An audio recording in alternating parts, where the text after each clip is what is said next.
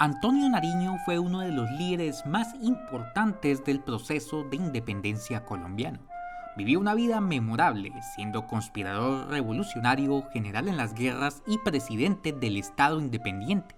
Su desafío al poder del Imperio español le trajo muchas penurias, pasando años y años en calabozos.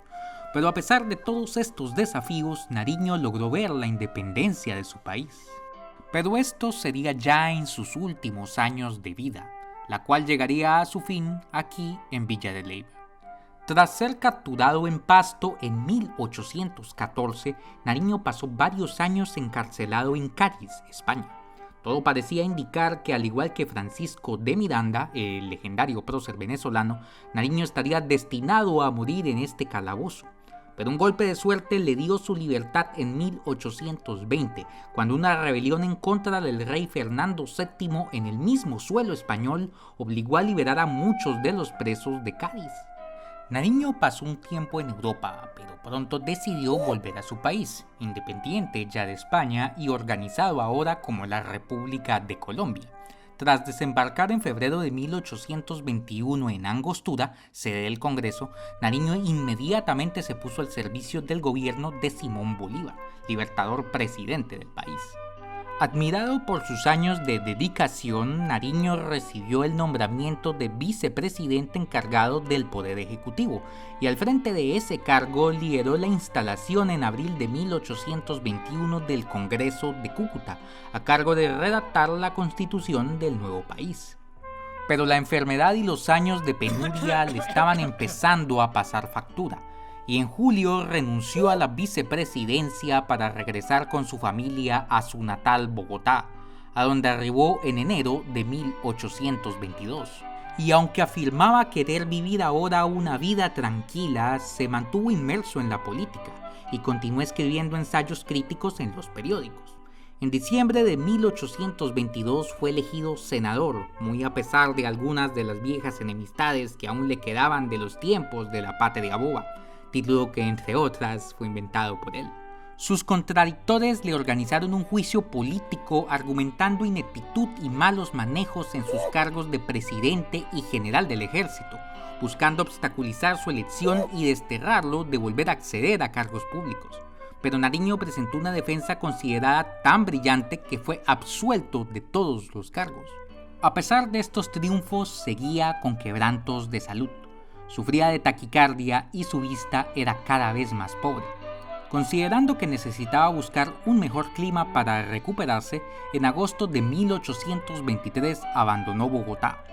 Pasó primero un tiempo en Nemocón, Pacho y Ráquira, y finalmente se dirigió a la Villa de Leyva, a donde arribó en octubre de 1823. Varios años después, Manuel Ancísar, miembro de la Comisión Coreográfica, relataba que la Villa de Leyva era un lugar favorito para temperar, es decir, para vacacionar durante los tiempos lluviosos de las capitales como Tunja y Bogotá. Su clima árido también era visto como ideal para la recuperación de los enfermos de las tierras frías. Nariño tenía allí varias amistades y fue recibido cálidamente. Irónicamente, Villa de Leyva había sido en el pasado la sede de operaciones de sus enemigos en la patria boba.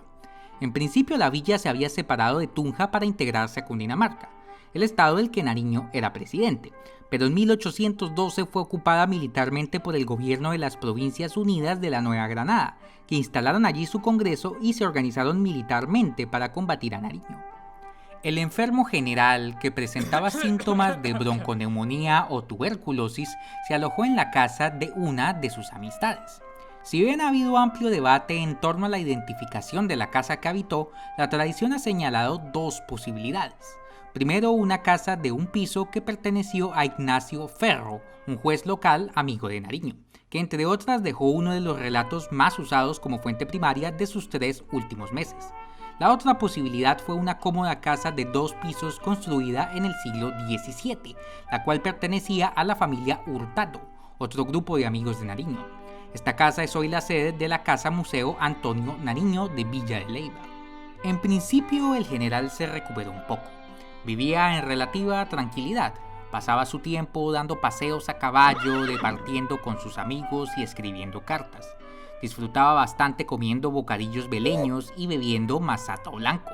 Tenía muy buen humor e incluso bromeaba sobre su muerte. Voy a buscar el sitio donde quiero ser enterrado porque pienso morirme muy pronto, le dijo a uno de sus amigos en un paseo, tras lo cual soltó fuertes carcajadas. Pero en diciembre decayó ya definitivamente. Tras un extenuante paseo a caballo que realizó a Sutatensa, montando aparentemente en un caballo muy brioso, volvieron sus ataques de bronconeumonía. A veces se recuperaba un poco, por lo que insistía en salir a la calle. Tras uno de estos paseos regresó deprimido al oír las campanadas de la iglesia, que él interpretó como el toque de su próximo funeral. Aunque tosía sangre, Nariño se negaba a permanecer en cama y prefería descansar en hamacas y sillas. El 12 de diciembre recibió la extremaunción, y aunque estaba muy enfermo, decidió ensillar un caballo y salir a pasear por la villa. Alguien le preguntó: ¿a dónde va? A la eternidad, contestó el general. Para el 13 permanecía en su silla. Pidió músicos que le cantaran salmos y el miserere, pero seguía haciendo bromas. Me voy a joder en los españoles, me voy al cielo antes que ellos, decía. Como su pulso era extremadamente bajo, también comentaba: parece que ya estoy muerto, están hablando ustedes con un cadáver. Para animarlo, un amigo le dijo: no tenga cuidado. Nunca lo he tenido, respondió. Ya muy grave, empezó a delirar mientras revisaba constantemente su reloj de mano. Ya es tiempo, alcanzó a murmurar antes de quedar inconsciente. Murió a los pocos minutos, a las 5 de la tarde de ese 13 de diciembre de 1823. Tenía 58 años. El general fue enterrado en una ceremonia sencilla en la capilla del convento de San Agustín de Villa de Leyva.